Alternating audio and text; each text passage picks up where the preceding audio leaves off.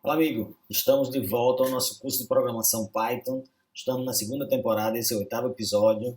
Nós falamos aí sobre funções, sobre recursividade nos episódios anteriores. E hoje nós vamos falar sobre strings, tá certo? Que é um elemento bastante importante dentro da programação Python, porque muitas vezes nós temos que pegar as strings e fazer uma manipulação sobre elas. Então é isso que nós vamos falar sobre hoje. Meu nome é Andrés Menendez, esses são os slides que eu estou usando aqui para o nosso curso e vamos dar uma olhada na parte de strings, tá certo?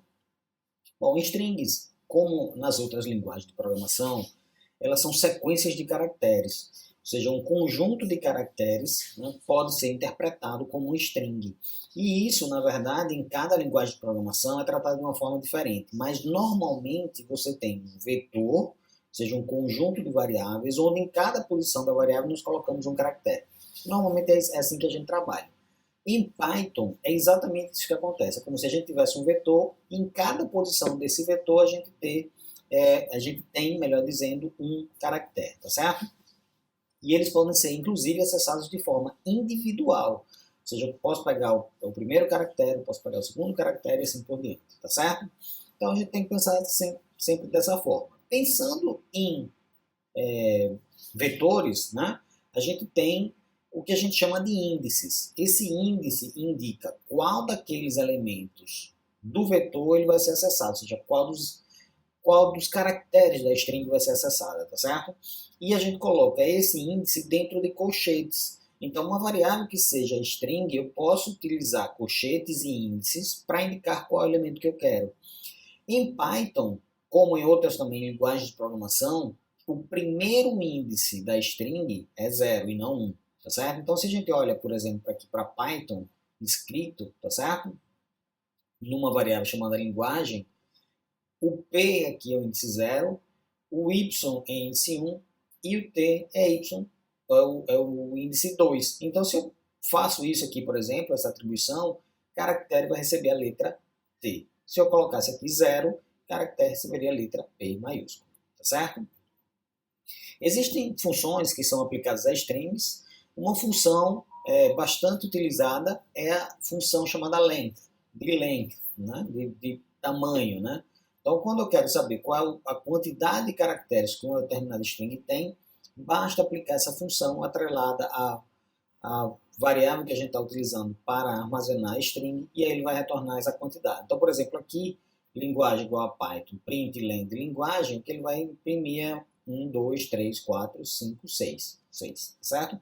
Se você não está acreditando, vamos dar uma olhada aqui pelo próprio terminal, tá certo?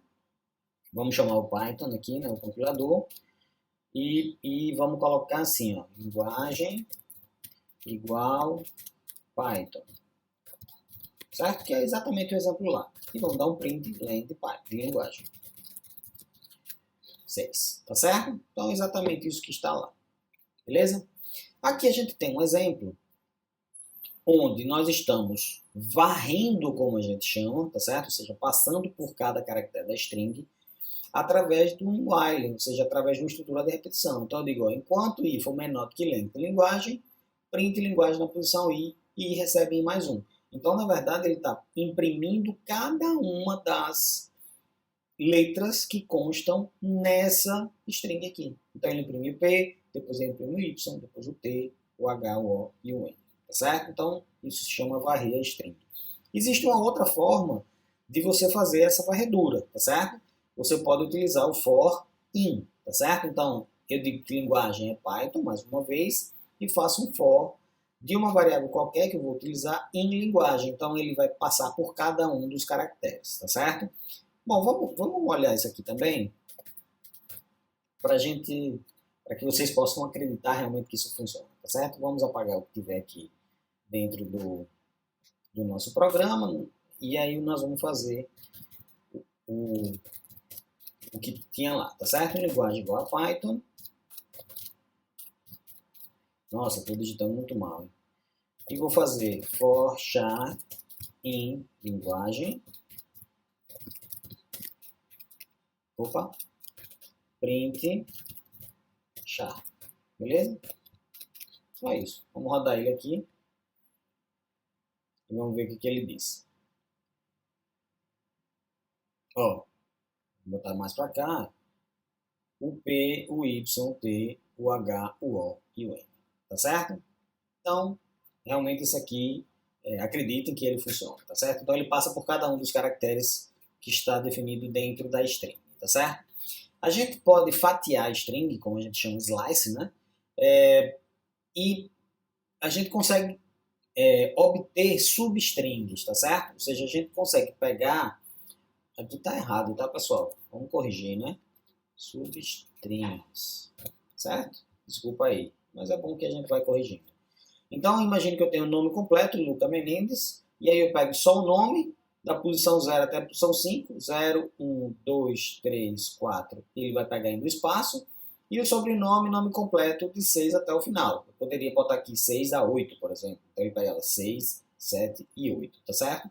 E aí, do jeito que está aqui, ele pega primeiro o Luca e depois Menendez. Aqui não precisa nem ser até 5, tá certo? Porque ainda vai pegar o espaço. Ok? Quer dizer, deixa eu fazer esse teste aqui. Python e Java, tá certo? E aqui nós vamos fazer o seguinte. Primeira igual a linguagem 05, né? Vamos ver até onde vai.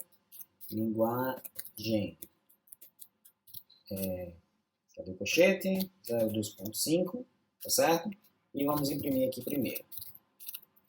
Print primeira, certo? Vamos salvar e rodar. Python, tá certo? Então, 0, 1, 2, 3, 4, certo? Então tem que pegar até a 5 mesmo, né? Aqui tem que pegar até a 6, certo? Então esse aqui estava correto mesmo. Vamos rodar mais uma vez. Ó, Python. Se eu quero pegar Java, 6, 7, né? Segunda igual a linguagem 7, 2 pontos, né? Para ele pegar até o final. Vou rodar de novo. Eu não mandei imprimir, né? Print segunda. Ó, Java. Beleza? Tudo bem? Então vamos voltar aqui para o nosso... Então, substrings, né? Ou seja, fatiar a string, a gente consegue fazer isso através do próprio vetor, né?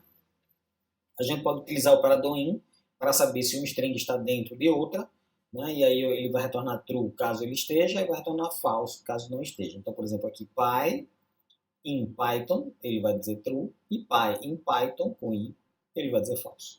Certo? Então, temos o operador in, que permite que a gente faça esse tipo de pergunta, né? Se uma string está dentro da outra.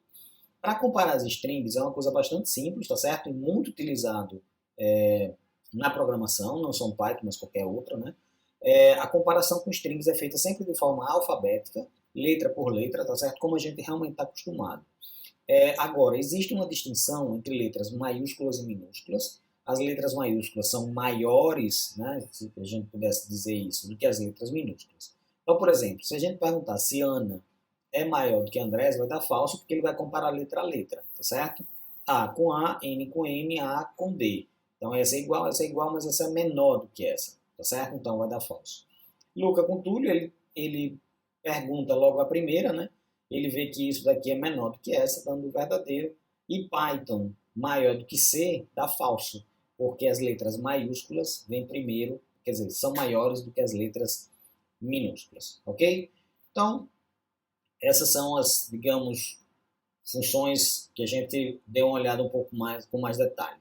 Existem outras funções que estão atreladas a strings, como, por exemplo, upper e lower, que transforma tudo para maiúsculo ou tudo para minúsculo. Replace, onde ele substitui caracteres dentro da string, tá certo? Ele substitui x por y. Find, que ele pesquisa x dentro da string. Isdig, ele verifica se aquela string é composta apenas de números. Isso é importante, porque às vezes a gente quer fazer uma transformação para número, a gente pode perguntar primeiro se aquela string está representando um número. Se ela representa, a gente troca. Start with, ou seja, verifica se a string começa por x, e split, que ele retorna uma lista de strings onde x é separador. Isso é bem interessante, principalmente quando a gente tiver um arquivo que ele está formatado. A gente pode usar o split e separar pedaço por pedaço. Nós vamos ver isso um pouco mais para frente no nosso curso. Na verdade, assim, eu coloquei esse cara aqui, na verdade, porque as funções que a gente está falando, elas não são exatamente funções, elas são métodos da classe string, que na verdade string é uma classe, ou seja, o que você tem são instâncias do objeto string, e o que você tem são métodos, tá certo? Se você está com dúvida, olhe lá no curso de Programação Orientada a Objetos com Java, que você vai ter um pouquinho de noção sobre isso que eu estou falando agora, tá certo? E sendo assim, né, sendo métodos, a gente tem que utilizar a notação de ponto para poder executá-los. Então, por exemplo, se eu quero transformar essa string aqui para maiúsculo, eu faço um nome, que é o nome da variável, tá certo? Ponto upper. Então ele substitui isso aqui, tudo para maiúsculo e passa para cá, tá certo? Então, utilizando essas daqui também, por exemplo, replace, lower, upper, find, são todas dessa forma, com notação de ponto. O nome da variável, ponto, e o nome da função que você quer usar. Beleza? Bom, para finalizar, eu queria mostrar o operador format, que permite que a gente possa formatar strings para variáveis. Então aqui, por exemplo, eu disse assim, ó, existem % de linguagens, eu botei %10. O que vai acontecer aqui? Esse 10 aqui, esse valor, é substituído aqui. Então ele vai dizer assim, existem 10 linguagens, e atribuir isso a essa, tá certo?